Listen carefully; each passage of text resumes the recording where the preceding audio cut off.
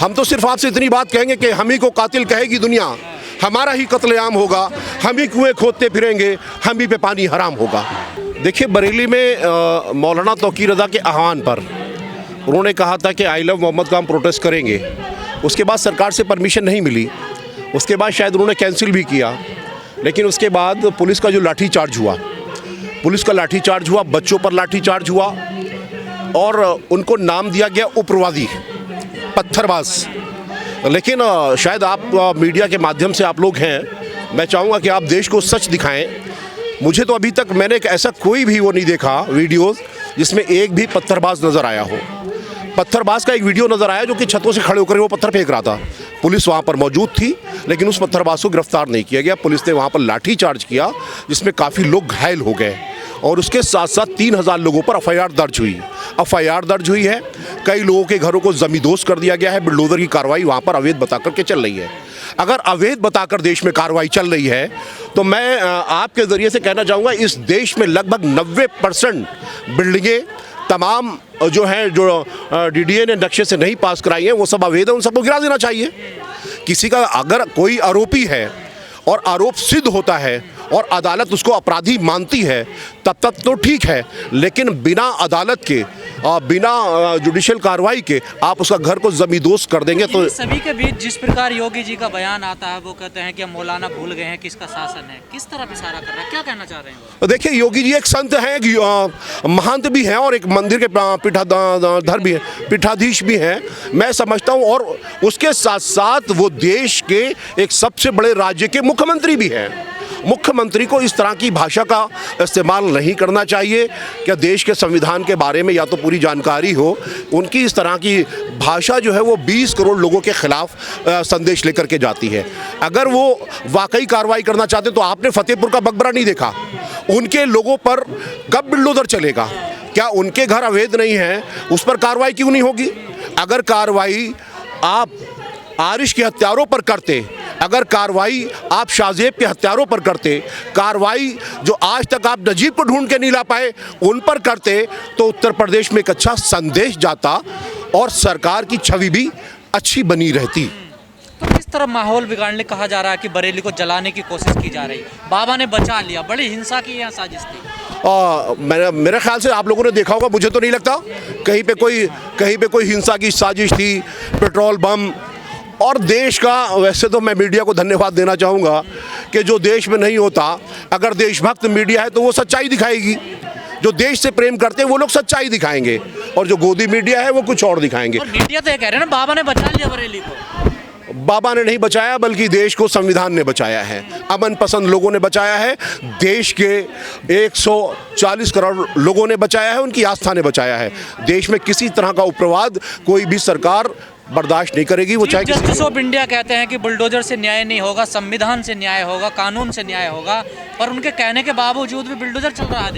देखिए, supreme court और high court में जो न्यायाधीश हमारे हैं, उनको भी तत्काल प्रभाव से इस बात को संज्ञान में लेना चाहिए कि देश के अंदर बुलडोजर की कार्रवाई, जब आप किसी का घर गिराते हैं, अपराधी है उसको सजा कोर्ट देगा, अदालत देगी, कानून देगा, संविधान देगा, लेकिन किसी का घर गिरा देना, उसको सड़क पर ले आना, ये मैं समझता हूँ आज़ाद भारत का ख्वाब नहीं हो सकता।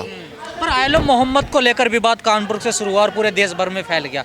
क्या वाकई में आई लव मोहम्मद बोलना गलत है, गैर कानूनी है? आखिर क्यों इतना बड़ा विवाद बन गया? देखिए, मैं तो आई लव श्री राम भी कहता हूँ, आई लव महादेव भी कहता हूँ, आई लव ब्रह्मा विष्णु महेश भी कहता हूँ। आपको कोई दिक्कत नहीं? मुझे कोई दिक्कत नहीं है, क्योंकि ये सब महापुरुष है भाई। मर्यादा पुरुषोत्तम राम है, अगर उनका नाम लेने में किसी को क्या दिक्कत है? मैं समझता हूँ भारत में रहने वाले किसी मुसलमान को कोई दिक्कत नहीं, तो फिर उनको भी नहीं होना चाहिए आई लव मोहम्मद कहने पर। पुलिस ये कह रही है कि आई लव मोहम्मद की आड़ में इन्होंने हुड़दंग मचाया।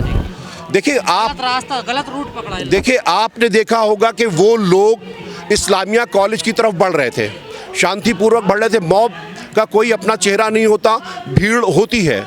आप ये बताइए, क्या उन लोगों को अब तक इस देश में सज़ा दी गई जिन्होंने ये कहा था कि मुल्ले काटे जाएंगे, वो राम राम चिल्लाएंगे? उस देश, अगर काश के उन लोगों को पहले सज़ा दी जाती तो मैं समझता हूँ इस तरीके के हालात देश में पैदा नहीं होते। तो क्या तौकीर रज़ा जी से कोई गलती होगी बड़ी बरेली में, जो उन्होंने ऐलान किया था बुलाने का सबको? देखिए, वो एक शांतिपूर्वक राष्ट्रपति जी के जरिए अपनी बात पहुँचाना चाह रहे थे और उनको तो नज़रबंद कर लिया। जो आदमी पुलिस के घेराबंदी में होगा, जिसको नज़रबंद कर दिया जाएगा, और उसके बाद उनका एक दूसरा वीडियो भी आया। उन्होंने ख़ास तौर पे मुसलमानों को मना भी किया था कि प्रोटेस्ट जब सरकार से अनुमति नहीं मिली, लेकिन भीड़ निकल चुकी थी।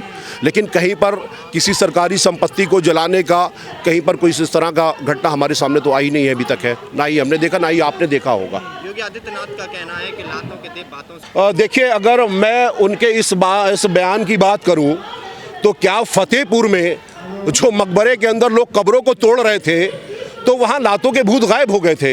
योगी जी का बिल्डोज़र वो रास्ता भटक गया था, या उन लोगों के घर का रास्ता भटक गया था जिन्होंने कहा था कि मुसलमानों की बेटियों को कब्रों से निकाल कर उनके साथ रेप किया जाए?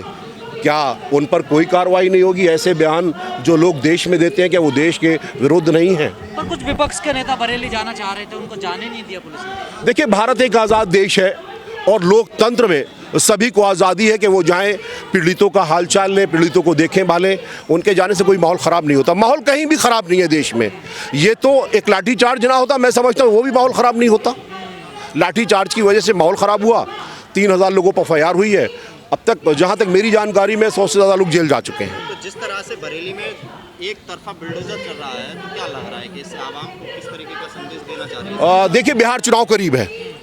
जब जब देश के अंदर चुनाव होगा तब तब आपको एक बरेली ही नहीं, ऐसी तमाम घटनाएं देश देखेगा। जब जब चुनाव इस देश में होगा तब तब इस तरीके की घटनाएं होंगी। ये कोई बड़ी बात नहीं, ये एक आम बात है। मुसलमानों को किन बातों का ध्यान रखना चाहिए जब ऐसे प्रोग्राम, ऐसे प्रोटेस्ट करते हैं तो? देखिए, मुसलमान इस देश का नागरिक है, मैं समझता हूँ, और मुसलमानों को देश में आज़ादी का एक बहुत बड़ा अहम योगदान भी है। मुसलमान इस देश का वफादार है, इसका सर्टिफिकेट की ज़रूरत हमें किसी से नहीं है। पर योगी जी कह रहे हैं ना हिंसा होगी, ना दंगा होगा, ना कर्फ्यू लगेगा।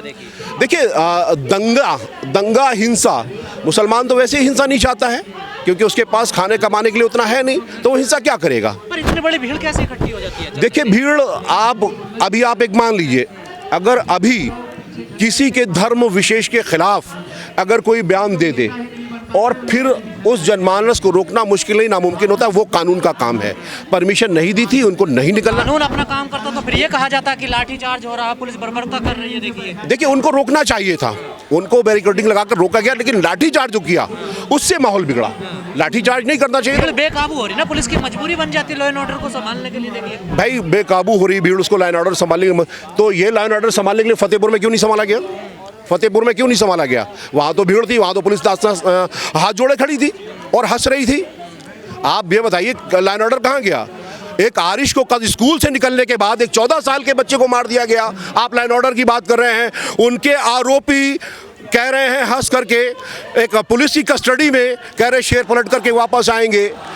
आरिश शाहजेब के हत्यारों को हत्या करने के बाद लॉ एंड ऑर्डर आपका कहाँ है? तो भेदभाव हो रहा है। बिल्कुल हो रहा है भेदभाव में कोई कमी नहीं है। लेकिन जब तक अशफाकुल्लाह और पंडित राम प्रसाद बिस्मिल और ठाकुर रोशन सिंह के कदम पर चलने वाले लोग हैं, इस नफरत की आग को बुझा करके ही मानेंगे। जिस तरीके ख्वाब इन लोगों ने देखा था, हम लोग उसी ख्वाब को साकार करेंगे। जब ऐसी घटनाएं सामने आती हैं तो विपक्ष का रवैया कोई ठीक नजर नहीं आता। देखिए, विपक्ष की बात मैं ज़्यादा तो नहीं कहूँगा। विपक्ष क्या करेगा इसमें? हम तो सिर्फ आपसे इतनी बात कहेंगे कि हम ही को कातिल कहेगी दुनिया, हमारा ही कत्लेआम होगा, हम ही कुएं खोदते फिरेंगे, हम ही पे पानी हराम होगा। क्या सजेशन, क्या कहना चाहोगे जो आवाम है, जो परेशान है? देखिए, जो लोग बेकसूर हैं, ठेला चलाने वाले, रिक्शा चलाने वाले, 3000 FIR है। पुलिस को कायदे में चाहिए कि उनकी FIR रद्द करे, और जो इसके मुख्य आरोपी हैं, जो वाकई जिन्होंने इस काम को अंजाम दिया है, उनके खिलाफ कार्रवाई हो, कोई दिक्कत नहीं है।